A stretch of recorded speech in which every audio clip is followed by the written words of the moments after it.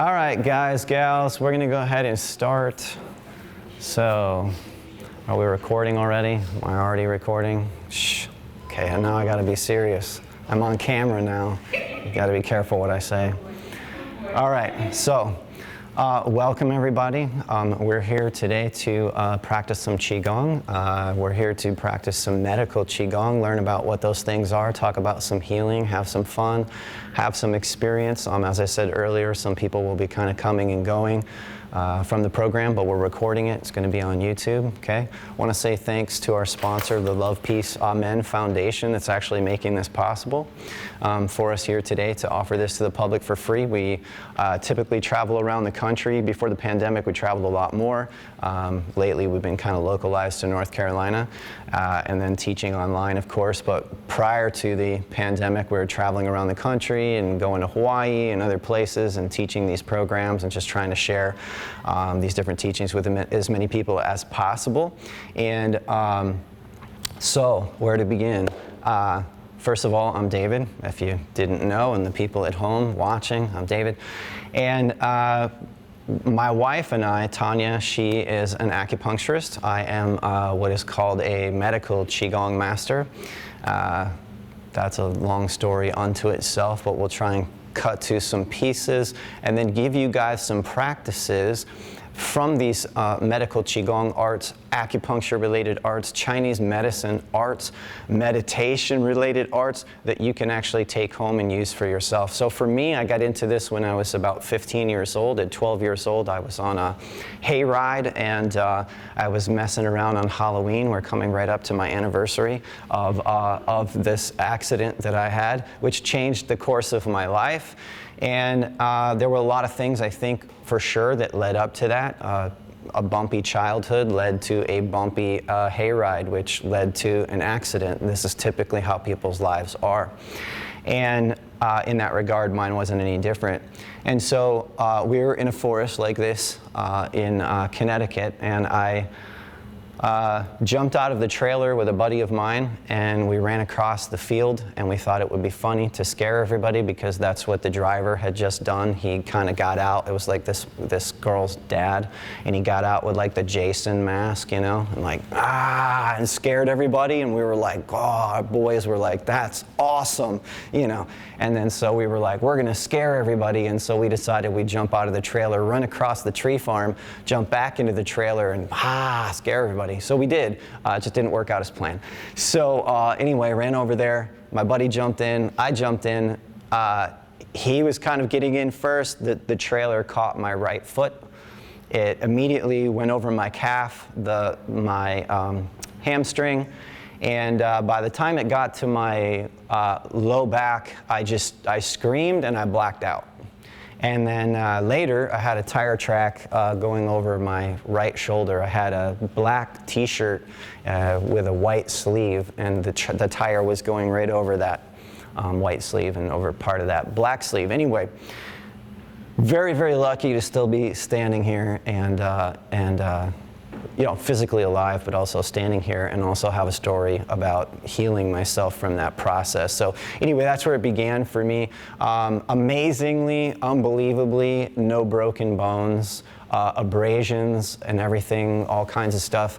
But went to the doctor, no broken bones. But within 2 years, started developing severe scoliosis. My spine was getting filled with arthritis. I had a severe curvature, a lot of pain in my body. I was playing sports and stuff at the time. I had to stop playing sports. I was like, I can't handle the pain that's going on. So I started going to the doctors to see what I could do. I hit the limits with physical therapy, Western medicine, et cetera. They were like, it's not really much we can do. So at 15 years old, my first exposure to alternative medicine was chiropractic, which was a huge relief for me. Very quickly, I started getting turned on to traditional Chinese medicine. That same year, I got turned on to martial arts. Martial arts eventually led me to Qigong. Also, I was led to Qigong through one of my teachers who was a chiropractor, physician's assistant, acupuncturist, doctor of acupuncture, doctor of oriental medicine. And he was like one of the people that I considered one of my first mentors. And so from 15 years old to 18, I'm kind of what you might call dabbling in these things and experimenting with these things on myself, and definitely getting a certain degree of relief, but the spinal disease is continuing to progress. And so 18 years old, I meet my first what I would call master. Walked into a karate school and started training with this first master I'd ever met. And when I walked in the room and I saw this individual, I immediately said to myself, that's what I'm going to be when I grow up. Like, it was like, I know what I want to be. Like, I just felt like I came home to something. And but let's jump ahead. 10 years of practicing these arts and these practices, and also living a bit like the Karate Kid. By the time I turned 18, I was practically sleeping at the dojo. And I've spent 40 years now practicing martial arts, Qigong, meditation, medical Qigong, you know, so on. And I've trained with a lot of different masters. I've been very fortunate to meet the people that I've met, but I don't believe there's any coincidence in that. I believe it's, you know, some very powerful synchronicities. And there's a saying that typically comes out of Asia, which is, when you're ready, the teacher will appear. And that has happened for me multiple times. And whenever I trained to a certain level or discovered a certain something within myself, physically or emotionally, or levels that are hard to describe, I would come to a teacher or something and I would say, I'm experiencing X, Y, and Z. And the teacher would say, you're experiencing that? And I'd, yes. You need to go see this teacher. And then, like, so I progressed in that way. So at this point in time, first of all, on one level, I'm nobody. I'm just a normal person. I'm just a humble guy who's started out trying to heal himself, and now I'm out there in the world trying to help other people to heal themselves. I've been a very sensitive kid ever since I was born. I got into martial arts because during the spinal disease and everything, I was getting bullied, I was getting picked on, and I was getting beat up. And so I got into martial arts for that reason. So I thought it's much more than that. It became much more than that, but that is part of what got me into that side of it, which then introduced me to the traditional Chinese medicine, et cetera, et cetera. So let's jump ahead. 15 to 25 years old, I'm practicing all of these things. I still have the spinal disease. It's getting worse. At 25 years old, they say your spine looks like you're 85.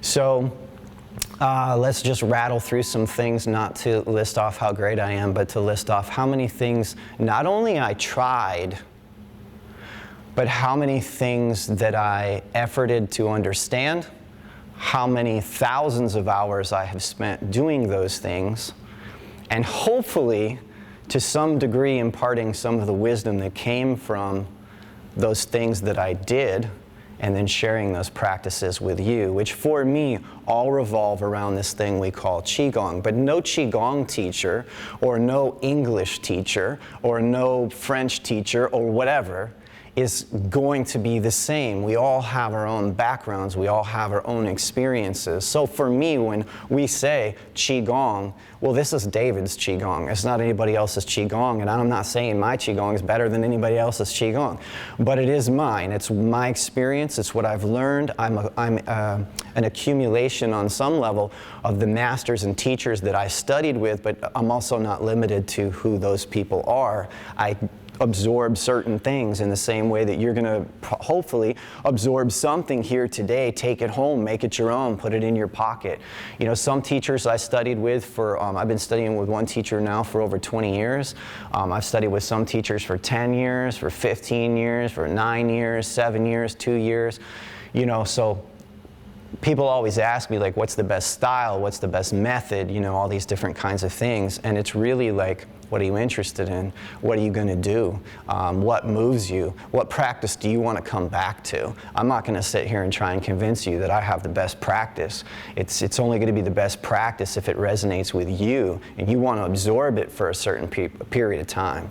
You know, there's people here in the room who've trained with me for a few years. There's people watching at home who've trained with me for 20 years. So, but again, just like I train with my teachers, it's all kind of like what resonates with you. So For me, I'll just rattle through some things that would take a lot longer to tell you all the stories about, but this just gives you a flavor. I think it's important to understand if you do train with a teacher in any capacity, even for a day, I think it's good to know, like, what is this person's history? Where do they come from? How do they come up with what they came up with? And again, I can't sit down and tell you all the details because it's 40 years of my life. But I can at least give you a flavor, and hopefully that inspires you and motivates you. And when we go to the physical practices that we do, like, I'm a big believer in having the reasons for practicing, and I'm a big believer in ditching the dogma. So I purposefully didn't show up in my Qigong uniform here today because I'm not a religion. I'm not representing a religion or a particular way of this versus that. I have Korean uniforms hanging in my closet. I have Japanese uniforms hanging in my closet. I have Chinese Kempo Karate uniforms hanging in my closet. I got Brazilian Jiu-Jitsu uniforms hanging in my closet. So, I have black belts in Kempo Karate, Japanese karate, Taekwondo. I'm a teacher of Jeet Kune Do and Filipino martial arts, studied that for many years. From a direct student and lineage of Bruce Lee, literally, like, my teacher would literally pull out the notes from Bruce Lee's actual notebook from his teacher who trained with Bruce Lee for a large portion of Bruce Lee's life, and sit there, and we'd be in his basement and he'd be going over these techniques that Bruce Lee, taught and so on. Anyway, so a long history with martial arts, study with a Aikido master for like 18 years, straight from Japan. So a lot of different references, and all of these teachers had breathing practices, meditation practices, Qigong practices, even though some of them didn't even call them Qigong.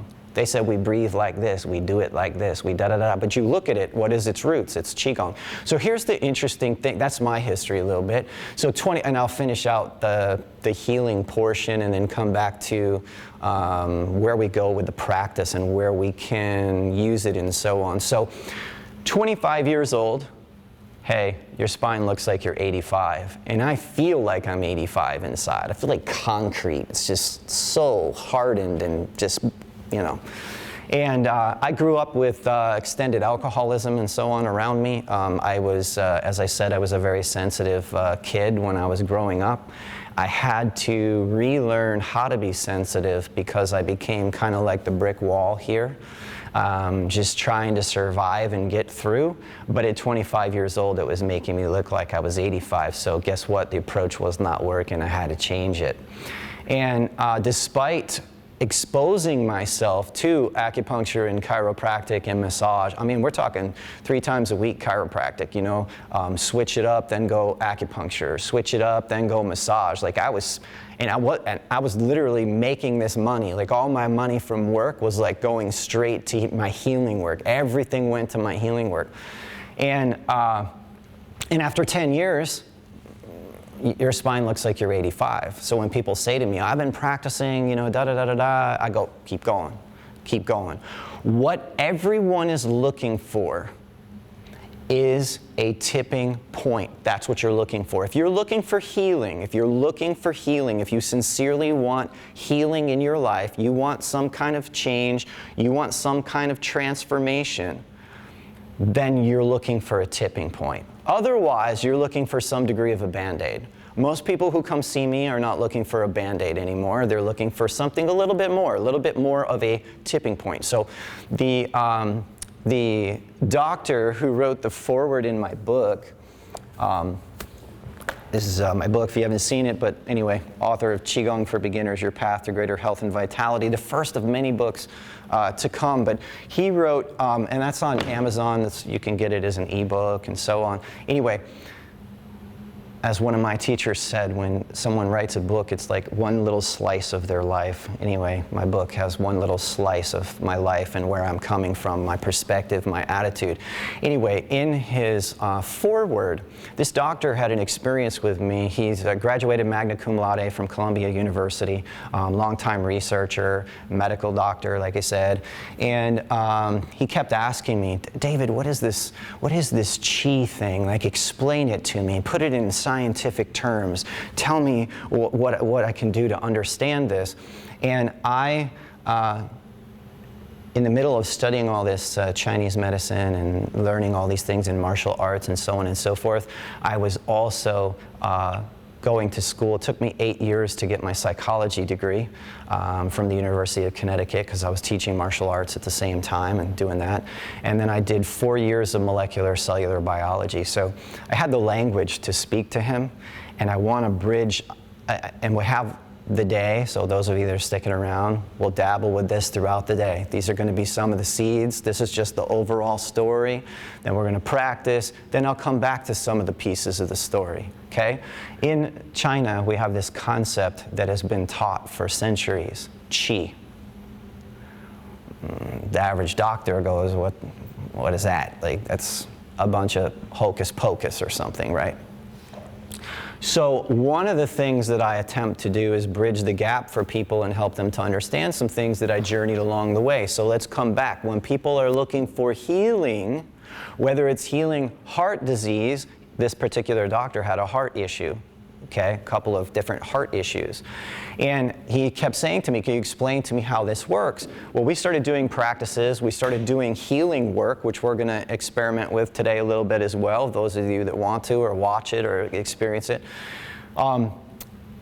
There's a phenomena there, but Western science is starting to catch up with this. We can explain it more readily. We can make more sense of it. It doesn't have to be like a woo-woo way out there. We can still call it Qi if we want to, but it doesn't have to be way out there. It has to do with blood. It has to do with hormones. It has to do with your breath. It has to do with your psychology. It has to do with your brain. It has to do with your nervous system. All of those things influence your state of mind. Yes, we get a little woo-woo, if you want to call it that, when we go into chakras, when we go into acupuncture meridians, but these things are also becoming scientifically understood. So acupuncture meridians, for example, back in 1996, some researchers were finally able to document, not just document, but study and demonstrate that these points on the body are actually there, and every single one of them has a higher electrical charge than all of these other areas of the body. So what is this phenomena? And they had these acupuncture dolls that, you know, they thought essentially were like voodoo dolls. They found them some years ago, back 2,000 years ago, whatever it was. They found these bronze statues, and they had like these points all over it. And they basically looked like voodoo dolls, and people were like, okay, this whole system is based on voodoo. It's just made up. You stick needles, da-da-da. But then these researchers discovered, hey, this is like there's something going on here. More and more is being understood all the time. So in 1996, acupuncture became complementary medicine instead of alternative medicine, and this is one of the main reasons why. They could start to really see, okay, there's something going on. So my thing now, that's a big jumble, I know, but on the level that it is, and a lot of information. But my thing is when you take all of that, later we'll pull it apart, we'll put it in smaller chunks and look at how we apply it in a moment. But just take the bigger picture for a moment. Take all that, put it together, and you have an awesome encyclopedia of at least hints to information that you're not just a physical body. There's more layers to you than you may have realized. There's more layers to your physical body than you may have realized. And that you have access to energy and changing of blood and changing of things in your body that can heal you, that can change your states of mind, your levels of consciousness, how happy you are, how long you live, on and on and on and on. So let's jump back to my personal tipping point, 25 years old. I told you, hey, your spine looks like you're 85 years old. And also Dr. Bill's tipping point, because this is what he talks about in the foreword of my book, because I helped him have one of these tipping points. We're going to gently approach things like that today. We're not going for any big tipping points here. I just met most of you, and we're just introducing you to something. Dr. Bill, for example, kept coming over 1 year, over 2 years, and he kept saying, what is this about? What is this thing? Da-da-da-da, what is this? And then one day we were doing healing work on him. We were doing Qigong practice. This is what I like to do in my seminars and all the work that I do, because it's how I learned and it's what I did, is that you have some degree of information like this, because knowledge is power. So you have to have the knowledge. But if I just sat here and talked to you like this all day, I mean, some of you already are like, whoa, that's like a lot. I almost feel I feel a little sleepy. So right? It's just what happens to us. There's only so much you can listen to the things like this. But I want to give you a certain amount that like when you go, yeah, like when we go outside to practice Qigong, you go, yes, I'm going to go change my hormones. I'm going to go change my blood flow. I'm going to go breathe. I'm empowered with this knowledge, because knowledge is power. You take the knowledge and then you take it to the practice. That's my take on that. So what I typically try and do is have some type of thought processes like this, share some things, share my own success story, maybe hint to a couple other people's success stories, and then some of you at least will go, yeah, let's do it. And then you go do it for yourself. And then we come back, we talk about it. We're going to do Qigong, slight variation, we're going to get into some medical Qigong. Slight variation, we're going to get into some meditation.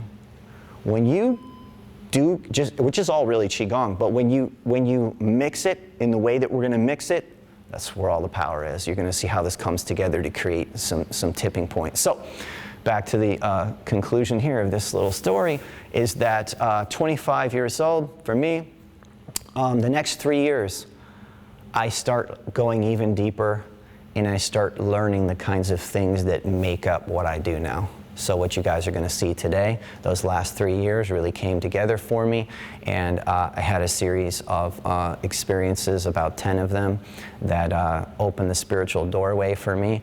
I know this is on camera and going on YouTube, but I will say that when I was a teenager, I experimented with drugs and alcohol.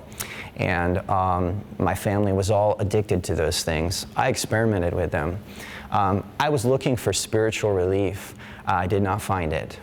And for me, I found it in this work that I did, and not only did I find the spiritual relief that I was looking for and have the mind blow, if you will, when I had my tipping point, which happened during some healing work, but again, it was surrounded by Qigong practice and meditation and then healing work and so on. Anyway, I just had so much energy course through my body and blood and breath, and it's hard to describe, but to say, this is what Dr. Bill says. I'll give his description in a minute, but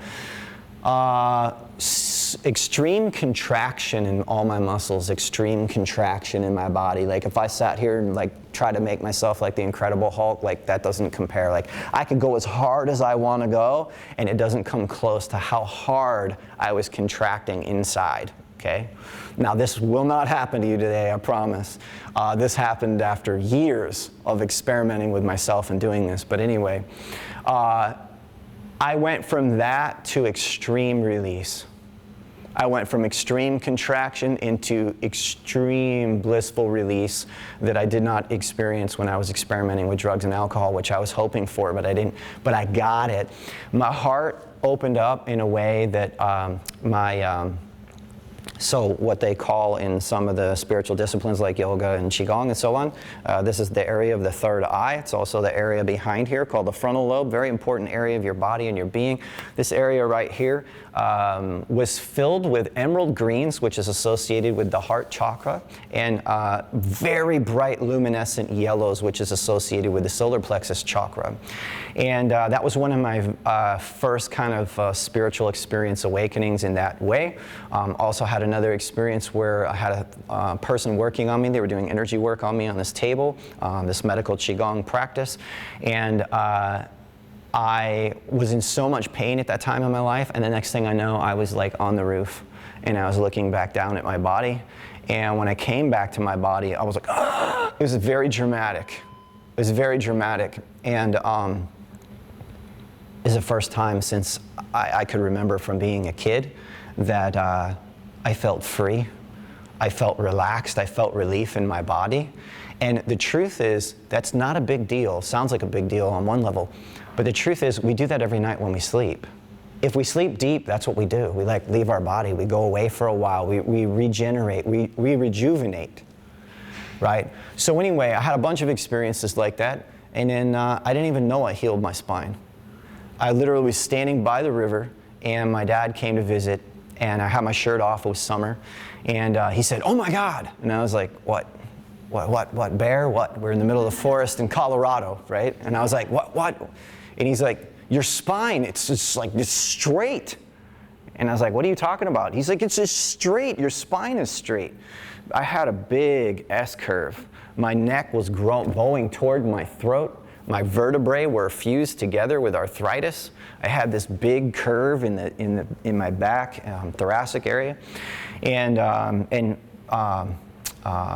same thing with my lumbar spine. It was actually bowing toward my belly button. And no surprise, because I got run over by a trailer. But anyway, so I had this experience, heart open, spinal disease, healed, didn't even know it. My dad's like, "You know, what happened?" I'd had x-rays for years.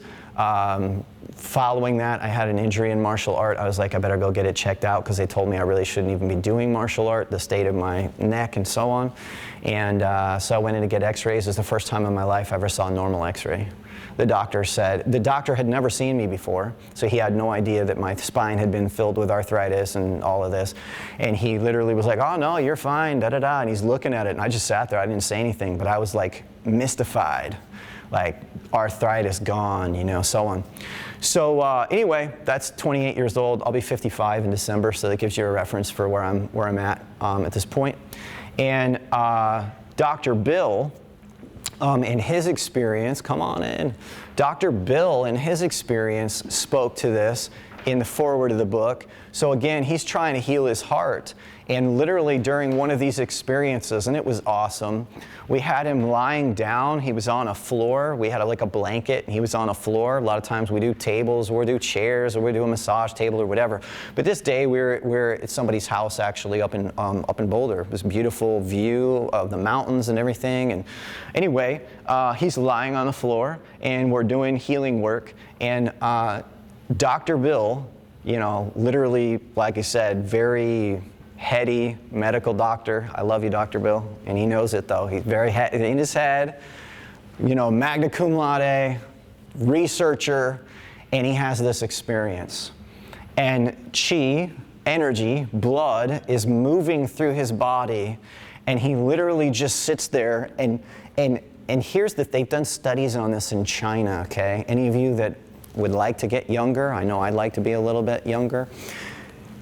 It's like getting plugged in when you do these types of things. They've actually done studies on Medical Qigong Masters, which is the thing that I do. I jump around briefly, and I am coming to the conclusion of this. We're going to practice, but it is a long story. I'm doing my best to give you the short version of it. But it's 40 years worth of stuff. But had a doctor come in recently to see me. And same type of thing with Dr. Bill. I never touched him. Medical Qigong, we don't even necessarily do any points like acupuncture or do a needle, anything. It's literally hands off. But when I had that healing back at 25 years old, my hands shake. I have so much energy come through my hands, it's hard to describe. And I've had to, I say had to because I don't know how else to describe it. It's not like I was like, okay, I'm going to become a healer. It was like, you need to go do this. And so I started doing healing work and stuff. So Dr. Bill has this experience. I'm doing healing work on him. He has this experience where energy moves through his body, and he gets up from the experience. He's shaking, and he gets up, and that's chi, that's energy, that's blood, and he's shaking. He gets up, he walks around, he collects himself a little bit, and then he starts going, "Did you see that? Did you feel that? It was like a river running through my body. Did you see that? Did you feel that?" And he just keeps repeating himself. And we still tell this story years later. It's hysterical. And anyway, he speaks to that a little more toned down in the foreword of my book, where he says, I have a hard time explaining what happened, but I felt a river of energy move through my body, da-da-da-da-da. So the doctor who came to see me recently and I did healing work on, he actually wanted, he was very polite about it, but he actually asked me if he could inspect my massage table because he thought that it had a heating pad on it, and he thought that it was hooked up to electrical charge. And when he discovered that it was not, he said, "I have no explanation for what I just experienced here today. Literally none." He goes, "I'm a trained medical doctor. I'm trained in physics. I have zero explanation of what's happening here." But science is catching up with this. So briefly, I will then state that chi is not just chi. It's connected to oxygen. Oxygen is not just connected to oxygen. It's connected to things like levels of nitrous oxide in your body. It's connected to hormones. It's connected to your blood pressure. It's connected to your brain. It's connected to your nervous system. So where does Qigong fit in? This whole story I told you, and you guys can watch it later on YouTube. It'll be filmed, okay? The beginning of the story. But it's okay. People are going to be coming and going today. Come and go as you need to. Come and go as you please. Just know it's on recording later if you want to see it, whatever. But here's the thing. Where then does Qigong, things like Kung Fu, things like martial art fit in? Well, number one, you just heard they fit in my life big time for the last 40 years, right? But where do they fit in? It's learning to control these things. How can I bring my blood pressure down? How can I heal my spinal condition? Sometimes, like some people who only read the very beginning of my book, I've gotten some reviews on Amazon, like not a great review, and the guy goes, "Stupid book on positive thinking." He did not read past chapter 5, because it's not just about positive thinking. Positive thinking is great, but it will only take you so far. If you're looking for healing, I said this earlier, if you're looking for healing, if you're looking for some change, if you're looking for a tip in your consciousness, then you're looking for a tipping point. Does anybody take chemistry in high school or something where you have a clear liquid and you have a clear liquid, and when you take 21 drops of this liquid and you put it into the other solution, the solution goes from clear to just boom, bright pink. Have you ever seen that before? That's called a tipping point. So literally you're taking clear solution, putting into clear solution, and you see zero change. That's just like me when I was 15 years old, 16, 17, 18, all the way to 25. I was seeing zero change from my practices that I was aware of, and my spine was getting worse and worse and worse and worse and worse. And then all of a sudden, from 25 to 28 years old, bam, tipping point, bam, tipping point, bam, tipping point. Had these experiences, these releases, these healings, et cetera, et cetera, et cetera. And if I didn't have my psychology background, if I didn't have my molecular cellular biology background, if I didn't have these kinds of backgrounds, and I only was speaking from a traditional Chinese medicine perspective, I'd have a particular story about that. If I only had my Catholic upbringing, I would only have a particular way of telling you that story. But I bring you a mix of all of these different things that I've experienced. I don't have all the answers. I don't know everything. But I know a lot of stuff that I've learned, and I definitely want to share it. And I've been sharing it with a lot of people. The testimonials, if you read the book or you look on the website or whatever, maybe you saw some of them already. These are all real. These are all 100% real. I'm not here to sell you or scam you on anything. Everything that I do and have done since I healed myself, every corner and every area of my life I'm working all the time. I'm a healer on duty. I'm a healer off duty. I'm seeing these people, you guys, for free. I'm seeing those people, I make this much money. I'm like Robin Hood, I make money from people who have money, and then I'm like helping somebody on the side of the street who doesn't have any money, and I'm helping this person, I'm helping that person. And we are not an official nonprofit, but we've been nonprofit for quite a while. We've been trying to stay above water for a long time to eventually become profit so that we can actually help as many people as that we can possibly help. But these two right here, come on up, you two, if you would, right here, you two, yeah, on camera, okay, this is it. I want you to understand. So a lot of people think that Qigong Awareness is a big company because we have a big presence and we have worked hard to put ourselves online. And I mean, I'm gonna cry a little bit, but I might, it's coming. These guys know like how much I put into this. Show up no matter what. 4 people at the seminar, 30 people at the seminar, 50 people at the seminar, I am there. I'm tired, I'm sore, whatever's going on in my life, it is put aside. I'm showing up. And these two have shown up, this one for almost 14 years now, also showing up, growing up in this, and bringing this energy. I met Tanya, she did acupuncture, that's a whole story unto itself, but you know, I had psychic visions of her since I was a kid. I told people, I didn't tell actually anybody about her, I wrote it in my journal. Eventually I met a psychic who said to me, you've always had this belief in this woman, da da da da. We shared notes on where I thought I was going to meet her. She literally showed up at my door to check out my medical Qigong practice in Colorado. She was an acupuncturist already. One thing led to another, obviously. And as soon as she walked in, I knew it was her. Right away, hands down, 100%, knew it was her. That's the short version of the story, you know, and so some years later you have Bella in the mix now. And you know, we travel, we teach, we're always behind the scenes. This one over here, she's on Sunday night. You can't get on your online course. It's 9 p.m. on a Sunday night. What company is going to answer the phone at 9? I've been like, it's 9 o'clock. I'm like, what? We just got done eating dinner. We were teaching a seminar. She's like, I got to take care of it. I got to take care of it. So 9 p.m., she's on there helping somebody get on the computer. People be like, oh my God, like I can't get on my online course. You guys are trying to scam my money. 9 o'clock, she's on a computer. Let me help you. This one, for years now, Qigong Awareness, how can I help you? People are like, hello, yeah, she's 9. Like at the time, like she's like 9, you know? Anyway, so we're the team.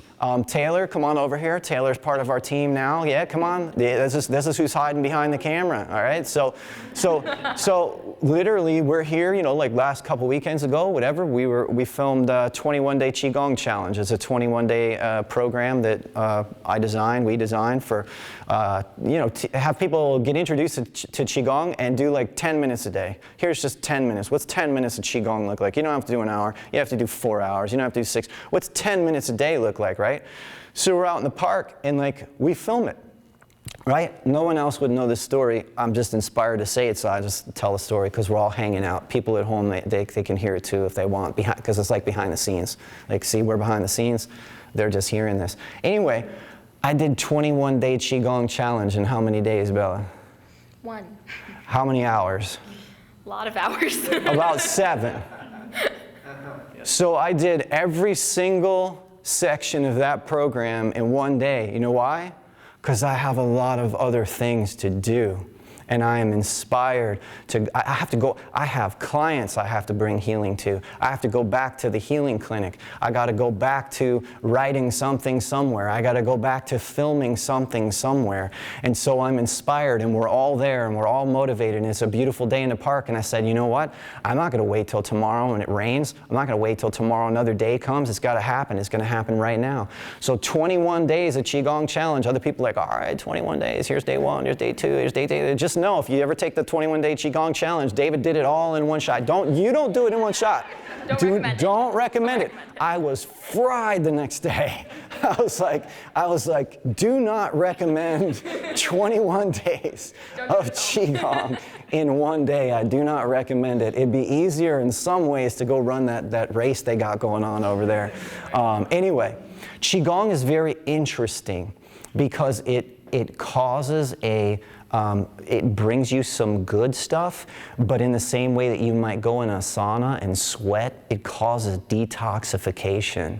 You have to find this balance between practicing it and then drinking plenty of water and flushing it out and taking care of yourself.